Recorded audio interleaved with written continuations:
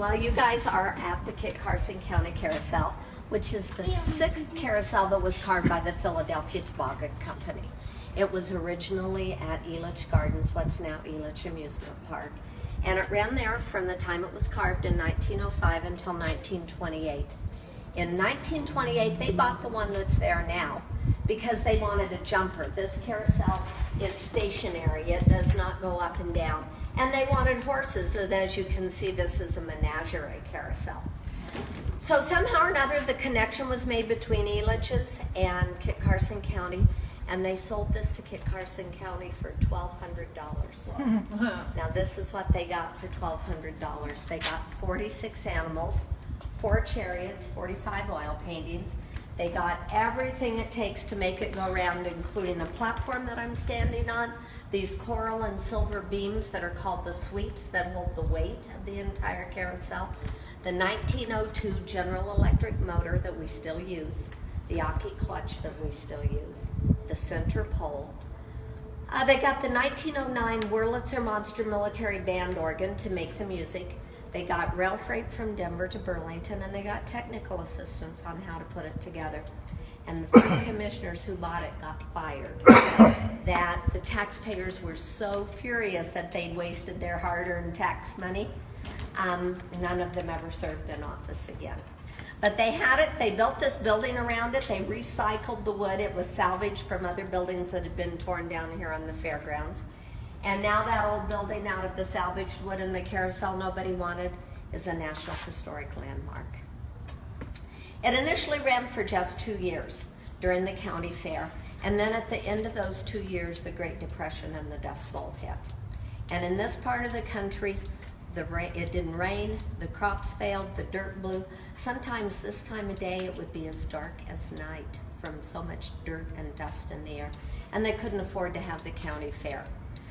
All of the buildings here on the fairgrounds were closed down. I've read that homeless families actually lived in some of them, and in some of them they stored feed for animals, dry things, corn stalks, oats, things of that sort, including this one.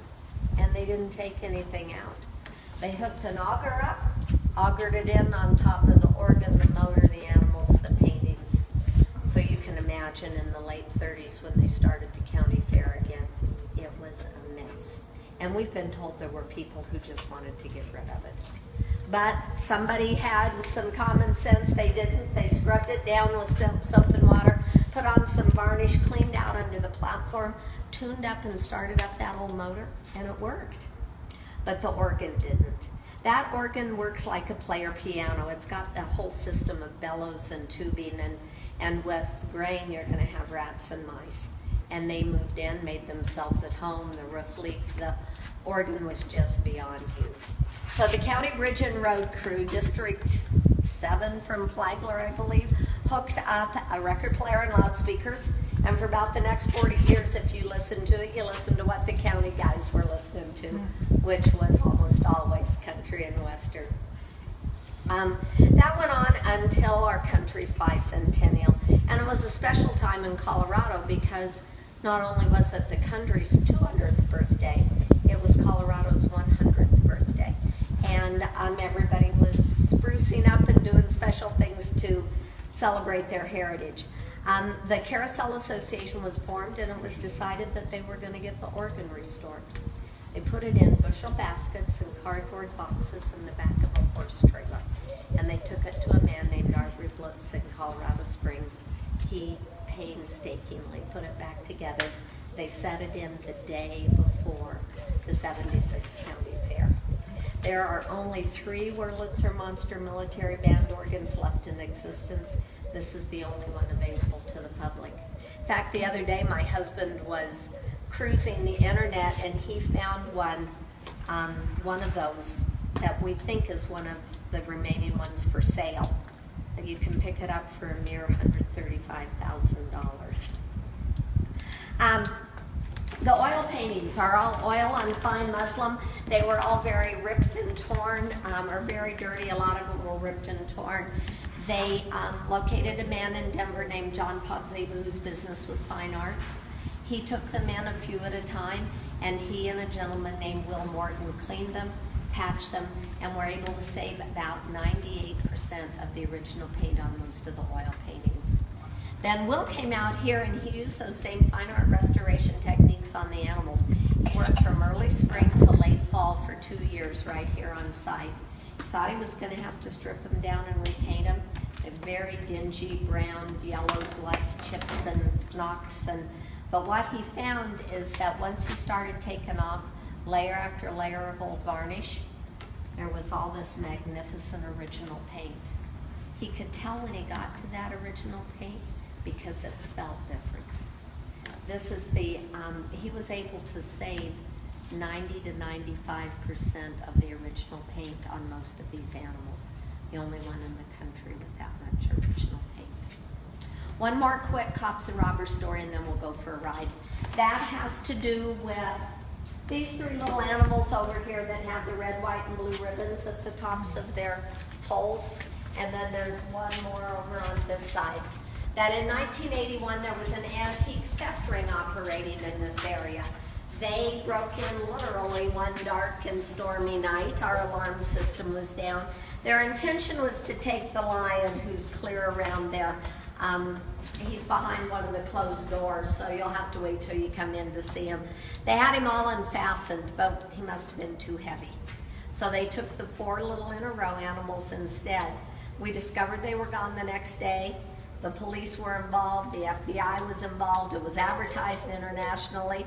But the way we got them back is the tale of a woman scorned. That the story is that one of the women affiliated with this group got mad at her boyfriend. She went to the police, turned them in, they raided a warehouse in Salina, Kansas, and our little animals were there.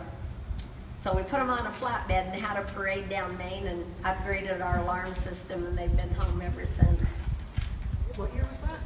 1981. Wow. So you guys, there are some rules to protect that original paint, and then there's a couple to protect you. That we only ride 1 person per animal. Most of our damage happens when people are crawling on and off, so only get on 1 animal. It's fine to use the stirrups, but watch that they don't bang and clang around. We straddle the animal, legs straight down at the side. If you're gonna ride next to a little, or stand next to a little one, because we only do 1 person per animal, you wanna stand toward the center, hang on to the brass pole, hang on to them. We don't use the reins anymore. That when you use the reins, that causes damage up here and they can break, so leave the reins alone and hang on to the brass pole instead. And that is one of the rules for your safety. Because this is stationary, it goes faster than most carousels. So the inspectors have asked us to have you hang on to the brass pole the entire ride. And once you've chosen your steed or your chariot, stay put till we come to a stop at the end of the ride. I'll give you time to take pictures afterwards if you would like. Walk on the concrete as much as possible when you're in here. Drop your tokens in the slot on the top of the gumball machine. So choose what you're going to ride, and we'll go for a ride, and then you can look around and take pictures. Goes right up here, sweetie. Okay. 1, here, 2, for all 3 of us. And 1 more. Good job. Thank you. Hey, Wayne. Hello there. How are ya? I haven't seen you for a while. Well, I've been around. I know. Are you riding? I'm not. I'm going to videotape my family having a great time. And thank you. I didn't get your name. Is it Robbie? Robbie. Thank you, Robbie, for the history lesson. This is awesome. And for running it for us. You bet. We love it. Let's see. Where do you think would be a good spot to stand? Back over here? Sure. There we go. If you want to catch the organ, Yeah. you'll be able to hear it well over here. And there are a couple of little single doors on the other side that are right in on the organ, but it's on the sun. You may not get as good a picture. Well, let me go so check it out. Watch your head. Yeah, thank you. Yeah, exactly. Do the video and get knocked out.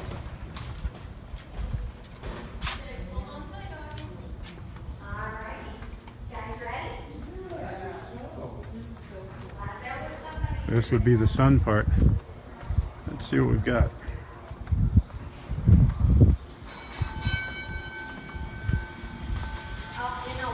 Oh, there's the Wurlitzer. Can you see that?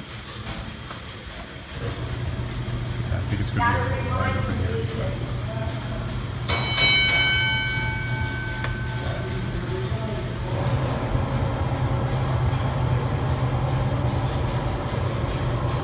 We'll stay here for the music for a little bit, and I'll head back over to where the sun isn't so bright.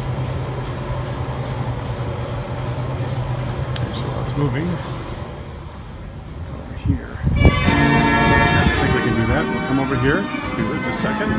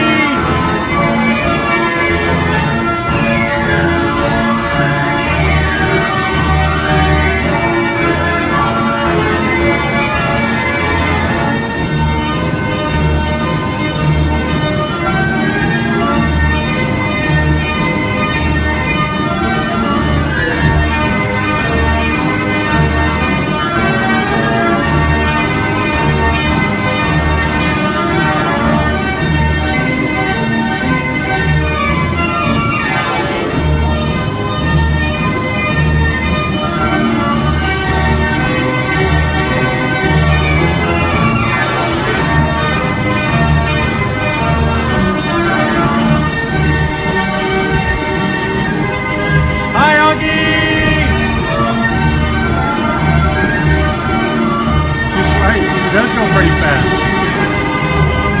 This is a live video. I'm not making that go faster with special film effects.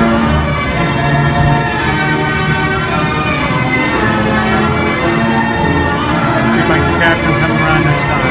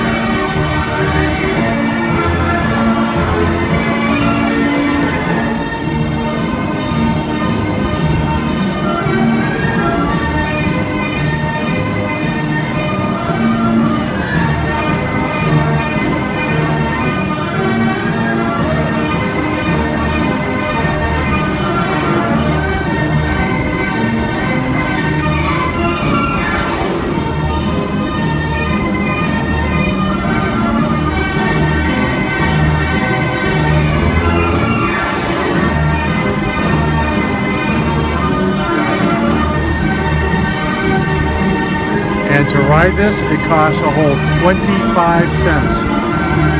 That is not me misspeaking. It's only 25 cents to ride this. Of course, I'll take donations and I recommend it. But 25 cents and you can do this. Of course, you have to drive out here. It's well worth the drive.